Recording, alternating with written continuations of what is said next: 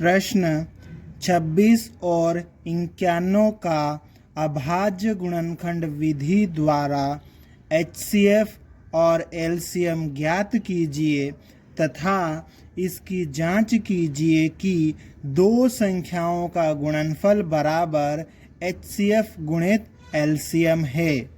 इस प्रश्न में हमें 26 और 51 का अभाज्य गुणनखंड विधि द्वारा HCF और LCM ज्ञात करना है और इसके साथ ही ये जांच करना है कि दो संख्याओं का गुणनफल उनके HCF और LCM के गुणनफल के बराबर होता है। इस प्रश्न को हल करने के लिए हम लिखेंगे हल। सबसे पहले हम 26 के अभाज्य गुणनखंड ज्ञात करेंगे। इसके लिए इस तरह से लाइन बना लेंगे और यहाँ पर लिखेंगे 26। और ये जो 26 है ना, इस संख्या को हम ये चेक करेंगे कि ये सम संख्या है या विषम संख्या है। सम संख्याएं क्या होती है? वे संख्याएं जिनका इकाई अंक 2, 4, 6, 8, 0 होता है सम संख्याएं कहलाती है। और विषम संख्याएं वे संख्याएं जिनका इकाई अंक 1, 3, 5, 7, 9 होता है विषम संख्याएं कहलाती है। यहाँ पर ये जो 26 है इसका इकाई अंक 6 है, अतः यह एक सम संख्या है। तो हम यहाँ पर क्या लिखेंगे? 2 लिखेंगे। जब भी सम संख्या हो तो हम यहाँ पर क्या लिखेंगे? 2 लिखेंगे। ठीक है। अब 2 के पहाड़े में 2 कितनी बार में आता है? 1 बार में। ठीक है। 2 के पहाड़े में 6 कितनी बार में आता है? 3 बार में। अब ये 13 है, इसका इकाई अंक 3 है और ये एक विषम संख्या है। और साथ ही ये 13 जो है खुद 13 के पहाड़े में ही आता है। तो यहाँ पर हम क्या लिखेंगे? 13। और 13 के पहाड़े में ये 13 कितनी बार में आएगा? 1 बार में। इस तरह से 26 के अभाज्य गुणनखंड हो जाएंगे 2 गुणित 13। अब देखो यहाँ पर 2 कितनी बार आया है? 1 बार। तो यहाँ पर हम लिखेंगे 2 की घात 1 गुणित 13 कितनी बार आया है? 1 बार। तो यहाँ लिखेंगे 13 की घात 1। इस तरह से हमने 26 के अभाज्य गुणनखंड ज्ञात कर लिए। अब हम 51 के अभाज्य गुणनखंड ज्ञात करेंगे। इसके लिए हम इस तरह से लाइन बना लेंगे और यहाँ पर लिखेंगे 51। अब देखो 51 का इकाई अंक 1 है, अतः यह एक विषम संख्या है। तो यहाँ पर हम 2 नहीं लिखेंगे। 2 को छोड़कर जितनी भी विषम अभाज्य संख्याएं हैं उनका इसमें भाग देकर चेक करेंगे कि ये 51 पूरी तरह से विभाजित हो रहा है या नहीं। 3 से भाग देकर ट्राई करेंगे तो ये 3 से विभाजित नहीं हो रहा है, 5 से भी विभाजित नहीं हो रहा है, 7 से विभाजित हो रहा है। तो यहाँ हम लिखेंगे 7। 7 के पहाड़े में 9 नहीं आता है, तो कितना आता है? 7। कितनी बार में? 1 बार में 7 आ जाएगा। तो 9 में से 7 गया, कितना बचा? 2। ये जो है 9 उसके बाद में आ जाएगा और ये 2 और 1 कितना हो जाएगा? 21। 7 के पहाड़े में 21 आता है, कितनी बार में? 3 बार में। तो यहाँ लिखेंगे 3। ठीक है। अब ये 13 आ गया। अब 13 जो है वो खुद 13 के पहाड़े में आता है, कितनी बार में? 1 बार में। इस तरह से 51 के अभाज्य गुणनखंड लिखेंगे। 51 बराबर का चिन्ह लगा देंगे। इसके अभाज्य गुणनखंड क्या क्या है? 7 गुणित 13। 7 कितनी बार आए यहाँ पर?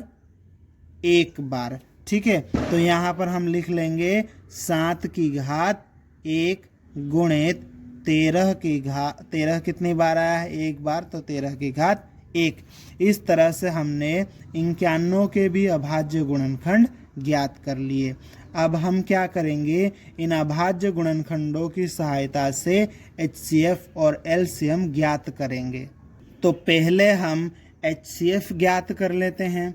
और HCF किस प्रकार से हम ज्ञात करते हैं, जिन संख्याओं का हमें HCF ज्ञात करना है उन संख्याओं के अभाज्य गुणनखंड लिख लेंगे और उन अभाज्य गुणनखंडों में से कॉमन उभयनिष्ठ अभाज्य गुणनखंड कॉमन फैक्टर को हम देखेंगे और उसकी न्यूनतम घात सबसे छोटी घात को हम यहाँ पर लिखेंगे। मतलब जो गुणनखंड है वो कॉमन होना चाहिए, दोनों के पास में होना चाहिए। दो संख्या है ना, इन दोनों के पास में होना ज़रूरी है और उसकी न्यूनतम घात हम लेंगे। ठीक है, तो यहाँ पर हम देख लेते हैं कि इनमें कॉमन फैक्टर कौन सा है, उभयनिष्ठ गुणनखंड कौन सा है। तो देखो 26 का अभाज्य गुणनखंड 2 है, 91 के पास है क्या, नहीं, तो ये कॉमन नहीं है। अब देखो 13 है यहाँ पर 26 के पास में, 91 के पास में 13 है, हाँ, तो यही कॉमन है, यही उभयनिष्ठ है। तो हम क्या लिखेंगे, 13 की घात 1। यहाँ तो पूरे कंप्लीट हो गए। यहाँ देखो ये 7 है, यहाँ 7 है, पर यहाँ है क्या, नहीं, तो ये कॉमन नहीं है। हमें सिर्फ कॉमन फैक्टर लेना है, उभयनिष्ठ गुणनखंड लेना है। ठीक है, हमने ले लिया। 13 की घात 1 कितना आएगा, 13। इस तरह से 26 और 91 का HCF कितना हो गया, 13। अब हम LCM ज्ञात करेंगे।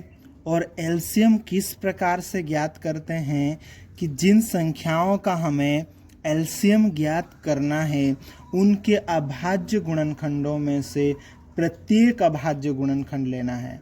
अगर अभाज्य गुणनखंड दोनों में है, मतलब उभयनिष्ठ है, कॉमन है, तब हम क्या करेंगे, उसकी उच्चतम घात, उसकी सबसे बड़ी घात को लेंगे। ठीक है, तो यहाँ पर हम देख लेते हैं, यहाँ पर कितना है, 26 के पास में 2 की घात 1, यहाँ पे है क्या, नहीं है। ठीक है, पर फिर भी हमें ये लेना है, तो ये हम लिख लेंगे यहाँ पर 2 की घात 1। ठीक है, गुणा का चिन्ह लगा देते हैं। अब देखो यहाँ 26 के पास में कितना है, 13 की घात 1, इसके पास में है क्या, हाँ, 13 की घात 1 है, सबसे बड़ी घात, दोनों घात सेम ही है, तो ये ले लेंगे हम 13 की घात 1। ठीक है, फिर गुणित। अब देखो यहाँ पर 26 के पास में से 2 और 13 दोनों हो गए, 91 के पास में आ जाते हैं। 13 की घात 1 तो ले लिया हमने, रिपीट नहीं करना पर, है ना, एक बार ले लिया। अब ये 7 की घात 1 है ना, ये बचा है, इसको भी ले लेते हैं, तो ये हो जाएगा 7 की घात 1। ठीक है, अब हम इसको आगे सोल्व कर लेते हैं। तो देखो यहाँ पर 2 की घात 1 मतलब कितना हो जाएगा, 2, गुणित 13 की घात 1 कितना हो जाएगा, 13, गुणित 7 की घात 1 कितना हो जाएगा, 7। ठीक है, अब देखो, अब क्या करेंगे, हम इनका गुणा कर लेंगे। ठीक है, इनका गुणा कर लेंगे, 2 का गुणा 13 के साथ में करेंगे तो कितना हो जाएगा, 26 हो जाएगा। और 26 का गुणा 7 के साथ में करेंगे तो कितना हो जाएगा, 182 हो जाएगा। ठीक है, इस तरह से 26 और 91 का LCM कितना हो जाएगा, 182। ठीक है, तो इस तरह से हमने 26 और 91 का HCF निकाल लिया 13 और 26 और 91 का LCM कितना, 182। ये उत्तर का एक पार्ट हो गया। ठीक है, एक और पार्ट बचा है। कौन सा पार्ट, कि हमको ये जांच करना है कि दो संख्याओं का गुणनफल उनके HCF और LCM के गुणनफल के बराबर होता है। ठीक है, तो इसके लिए हम क्या करेंगे, हम लिखेंगे अब, और उसके बाद में दोनों का HCF और LCM का गुणा करेंगे यहाँ पे। तो लिखेंगे अब HCF 26,91 गुणित LCM 26,91 बराबर, इनके HCF और LCM का गुणा कर देंगे। ठीक है, तो HCF कितना है इनका, 13 है। ठीक है, तो यहाँ लिख देंगे अपन 13। ठीक है, और गुणित फिर एलसीएम लिखना है। एलसीएम कितना है? 182, ये यहाँ पर हमने लिख दिया।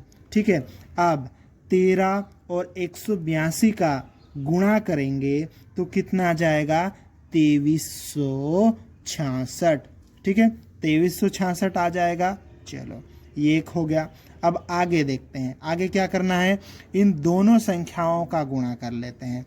फिर लिखेंगे तथा 26 गुणित 51 बराबर 26 और 51 का गुणा करेंगे ना तो भी हमें कितना मिलेगा? 2366, 2366। तो देखो, इनके HCF और LCM का गुणनफल 2366 और इन संख्याओं का गुणनफल 2366। अतः इन दोनों संख्याओं के HCF और LCM का गुणनफल इन दोनों संख्याओं के गुणनफल के बराबर है और ये इस तरह से सत्यापित हो गया। ठीक है, और इस तरह से ये हमारा पूरा उत्तर हो गया।